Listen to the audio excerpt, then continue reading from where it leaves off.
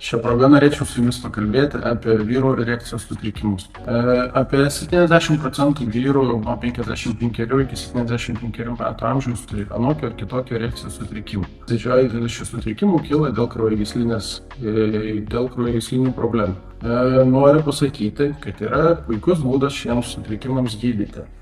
Pagal Europos urologų asociacijos rekomendacijas, vienas iš moderniausių gydymo būdų ir efektyviausių gydymo būdų yra lininė smūgio bulkos terapija.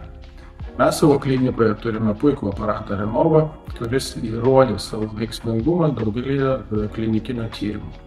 Kviečiu visus vyrus, kurie turi vienokį ar kitokį erekcijos sutrikimų, ar galvoja, kad tai įtakoja jų gyvenimo kokybę, ar nori pagerinti esamą sveikatos būklę, registruotis gydytojo urologo konsultacijai.